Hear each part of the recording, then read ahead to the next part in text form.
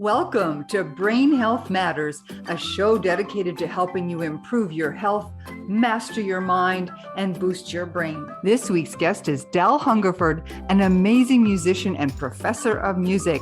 She's also one of the most knowledgeable people in the world on the subject of frequencies for healing. Stay tuned. Brain Health Matters is brought to you by The Musical Brain, Book 3 in the Healthy Brain series. Enjoy the fun and easy practices in this book to improve your memory, sharpen focus, and master your mind with the healing power of music. Available on Amazon everywhere. Hello there, and welcome to Brain Health Matters. I'm Kate Kunkle, and I'm here today with Del Hungerford. Del is a professional clarinetist and music educator in the Northwest United States. She's taught at the collegiate level as well as in the public school system, but I've asked Del here today because she is an intuitive and creative composer whose music is used for healing, meditation, and much more. Thank you so much for joining us, Del. Well, thank you for having me. You know, I was so impressed. You sent an email out a few days ago, and I believe that it's an important topic because so many people are suffering trauma in many ways, and they may not even recognize it. So we're going to go over that in a minute. But you say you're a geeky classical musician and you love to research. What do you mean by geeky? Well, I have a doctoral degree, and I think that just lends itself to being a geek. If you think about going through all that school, writing a dissertation, and, the classical part, that's the creative musical part. And, I went to the University of Washington in Seattle, and it's an academic institution. So even when you're getting a degree in music, it was a performance degree. So if I had gotten a degree in theory or composition, it would have been a PhD, but mine is a DMA, which is a performance degree. But I still had to write a full-length dissertation on top of giving 3 recitals. So you learn to just delve into the research and just look at all the little teeny pieces of, that part of it. And the classical part is just looking at the perfected part of music. Sometimes I have to get the brainiac part of it out because it's a good thing, but it can also be detrimental. Oh, yeah, for sure. It kind of dampens your creativity a little bit. Yeah. It took a long time to get over that. I agree 100%. I also am classically trained. I started the conservatory when I was 4 and I went all the way through. And it wasn't until I'd been away from it for like 10 years before I actually got creative. And I was well into my 30s before I ever wrote a piece of music because I was so stuck on the rules. The rules are good, but rules can also be broken. And I had to learn that. You're absolutely right. I definitely had to learn that. So to our listeners, I asked Del on the show this particular time because of the email she sent a few days ago talking about music for EMDR, which is eye movement desensitization and reprocessing. I think that at this point in history, it's really important for people to have as many tools as they possibly can to deal with trauma, wherever it comes from. And so when Del talked about that, I thought we need to talk about the music that we can use and exactly what EMDR is and can do. So could you explain that a little bit, Del? Okay, well, I heard about EMDR first in 2015 from one of my customers. She emailed me, she says, well, can you create EMDR music? And I'm like, what's that? I'd never heard of it before. So I went and did some research and got a hold of a woman who has now passed away, who is an EMDR specialist. And her husband is a musician. And so I went on her website and read a bunch of information and then, of course, watched hours and hours of videos about EMDR by therapists. I go to the people who are using it. I guess in order to be an EMDR specialist, you have to go through a lot of training. And I think you have to be a psychologist or you have to have a degree in it. Yeah, that's then what you I can understood. you can add the technique as one of your things that you can use in your practice. Right. And EMDR music came out of that, because what they'll do is they'll have like a chime that they'll tone right, left, right, left in a specific rhythm. And the whole point of it is it's to mimic rapid eye movement, because we process trauma during rapid eye movement sleep. And so the whole thing with EMDR is to take the music parts and do it so that it can pan left to right in a specific tempo or specific rhythm. It's about every 3 to 4 seconds that the music just literally pans from the left to the right speaker to give that like toning sound that they would use in these sessions. Right. And So this process then of making it go back and forth, right to left, that's what's mimicking what's happening in your brain when you're sleeping and processing the trauma? yes. Okay. And I found this out from this woman. Her name was Holly Cummings. But then it was mostly her husband I had conversations with, because he's a musician and he created songs, EMDR songs, for her to use in her practice. Gotcha. My producer, well, not my producer, the recording engineer, got on the phone with him, figured out how to create the music, to get that panning effect. And so we figured out how to do it. And Holly said, okay, this is what you need to do. It needs to be this far apart, and it'll just pan so that we don't have to use the donger thing. Right. Because they literally just took one of those handheld chimes and would go right, left. Because what EMDR is, it takes you back to the trauma. Okay. And you kind of sort of relive it a little bit. She goes, well, I don't really want you to relive it. I want you to think about it and ponder over it, and then release it as you're listening to the music or as you're listening to the tone. So different EMDR therapists will do different things depending on their specialty. But the whole purpose of EMDR is to release the trauma. And they found it's very effective with people who have PTSD. Right. That's where I had heard it being used before. So now this music that you're talking about, if you don't have a therapist, but you have trauma, and for whatever reason you don't have access to this technology or this therapy, would the music be valuable on its own? Well, I have a page that's on my website called EMDR Music. Okay. After I created it for this woman, I sent her some of the files. And I don't know, a week or so later, I get this frantic email from her. And she goes, oh my gosh, I listened to this song over. She had felt this heaviness in her heart, and she knew she was having a heart attack, but she would not go to the hospital. So what she did was she put one of the songs on, I don't remember which one it was, and laid on the couch for 3 days. And while she was listening to the music, she did this processing thing, and she felt that she was walked through this emotional healing process. And her husband would kept coming up and saying, are you okay? Are you okay? She goes, yes, I just need to process some things. And that's all she said to it. And after 3 days, it went away. Then she goes, now I will go to the doctor. She went to the doctor, and he said, yes, you did have a heart attack.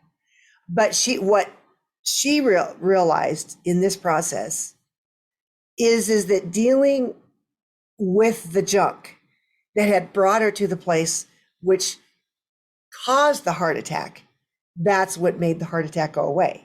Right. So she was using the EMDR music, and she first of all just started playing it. And then as she did it, then things started coming up. Emotional trauma started coming up. And as she started releasing that trauma, then the heart attack quit. Now I'm going to make a disclaimer here to our viewers.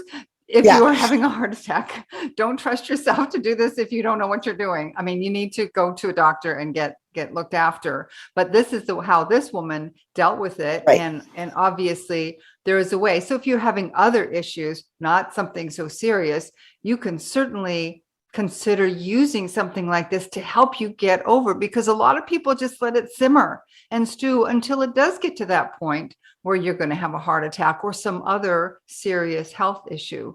So looking after this and using this kind of music or other kinds of music, but this sounds like it's very powerful. So I'm fascinated by it. And another thing that was on your site was about diaphragmatic breathing.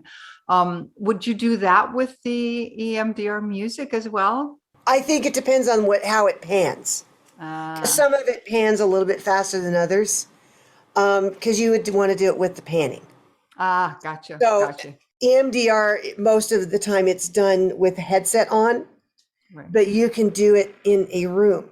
And there's another woman who wrote me. This other woman, she works with autistic kids. And what she did is she set up a stereo system in the room where she had one speaker, we'll say here, then another speaker there. And see how I am centered between these two?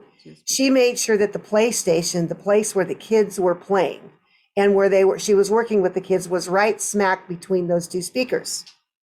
And so then she would have my music playing while she was working with the kids in the center. And she noticed that every time that the music was playing, the kids were easier to work with, and they were more verbal. They were more like normal kids. Right. And she is a psychologist or whatever. I can't remember but she's trained in working with these kids. Those are the kinds of things that they're finding out about the EMDR, right, that with the music specifically. Right. But some people say don't listen to it forever because too much of a good thing can be too much of a good thing. Right. Yeah. You're desensitized to its value. Yeah. Right. So if you're going to have it playing, you want to do it for limited time periods, right, and you want it to be so that you can focus.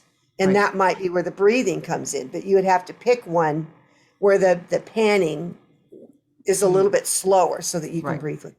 Yeah, it's interesting. You talked about that with autistic kids because I'm a vibroacoustic therapist, and the creator of that, his name is Olaf Skill, and he worked with children with learning disabilities, and he found it quite by accident. He had music going in the room where he was teaching these kids, and they gravitated toward the bass speakers because he's also a musician. They gravitated toward the bass speakers, and that's ultimately how he found that the low frequencies was so valuable for them in that circumstance. They went right for it. And I've worked with a lot of autistic kids since then, and that's what happens as well. But so frequencies themselves, your website is Healing Frequencies Music. So where does that spectrum come from? Are particular notes or frequencies, because the notes of the musical scale are limited, right? So can the frequencies be beyond those?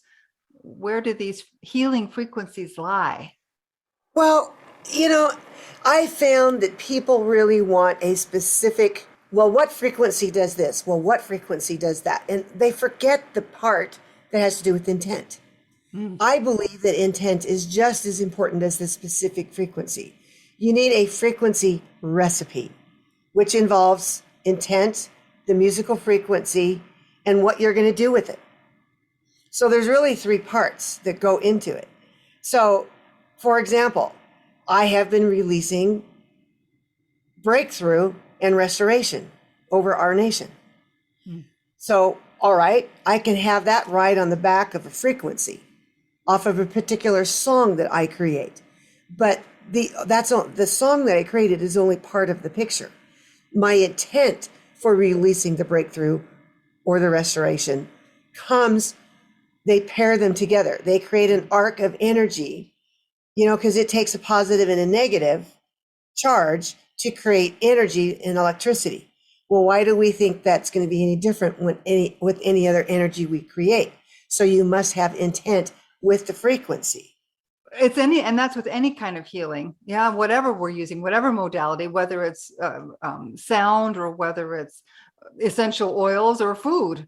It's all about intent. So, but what is bilateral music? Is that where you were talking about things going right to left, like in the EMDR music? So EMDR basically is that whole panning thing. And so they use EMDR and bilateral as, they're the same thing. Okay. But Okay. bilateral just explains that it's moving. Okay. It's this slow panning. So if you're watching my hand here, it's this slow panning that would be like every 3 seconds or 4 seconds, it pans from one side to the next. And what it does, now some of them, there is some EMDR music where it just has the straight music in the background, but you hear a gong that's going off, right, left, or left and right, or whatever. And I did not want to do that because to me it felt like all of the music should pan. So as it's fading on one side, it comes to the middle and fades. It's just like you're in a room and watching something move like this. Right. But you're hearing it move. Gotcha. I'd like to talk about another one of your projects called the Resurrection Code. And on it, you have on the label 713 hertz. That's pretty high. What does that mean? The 713 frequency, I listened to a guy named Dr. Agbanaya. Actually, he's a former Jewish rabbi who has now he's kind of in the mystical realm. I'd say mystical Christianity realm that he is. And he had a teaching, which is no longer on YouTube. He took all of those teachings down, that talked about the 713 frequency. And in a vision, he was taken to a scripture in John 1:1, where in the beginning was God, and God was the Word. God, was the Word, and the Word was God, and looked at the gematria of that, and somehow was shown that is the number 713 is an important number. And I have it all written down somewhere, but I don't have it memorized, so I'd have to go look it up. But the whole point is he was saying it's a resurrection frequency in that it resurrects you from one point to another. So it's basically another word for restoration, I'm guessing. And he goes, everyone should be drinking water with this frequency in it. I'm like, done. So I went, as soon as I listened to the teaching, and I took all these notes and went and created a song and tuned my keyboard so that I could get that frequency, which is the F above, it's fifth line F on the staff. So it ends up being about the 448 concert pitch. So if you tune your keyboard to A equals 448, that F, fifth line F, will sound 713 hertz. So that is just where the healing, the resurrection, the restoration would happen at that frequency. Okay, I gotcha. So then the other thing is, you talk about the 432 pitch. I also tune my harps to 432 because I feel it is much easier on the body.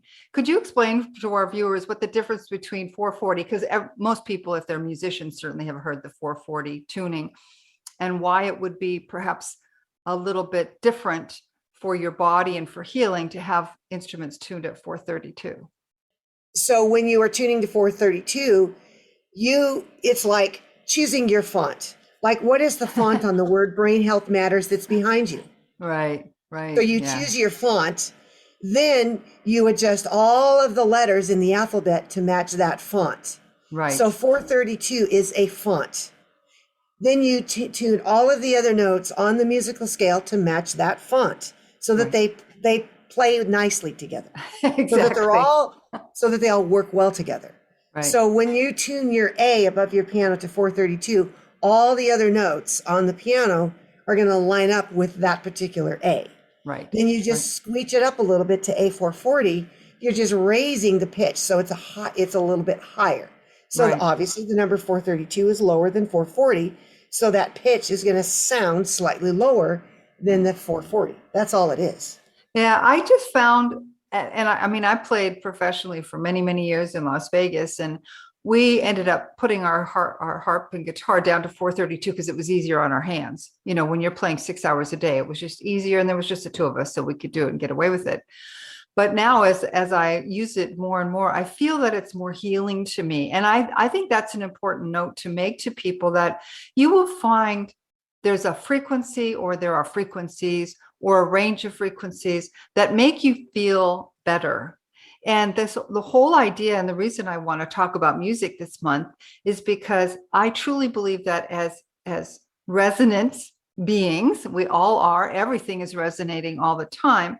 It's important for us to be aware of the things that make us feel better. And when I work with 432, I personally feel better. My heart is calmer. Everything just feels calmer at that lower frequency. And viewers and listeners, when you're surrounded by sound, as we are most of the time, it's really important to be aware of that. Whether it's the booming of a bass in the car next to you, or it's raucous music when you're trying to eat, because that's not good for your digestive system, or whether it's just music that you're listening to while you're working, be aware of it, because it does affect our bodies. It affects our hearts and ultimately our brains. I agree with you that 432 is easier on your body. Think about it. You're out there walking on the ground all the time, and you are literally coming in contact with the earth.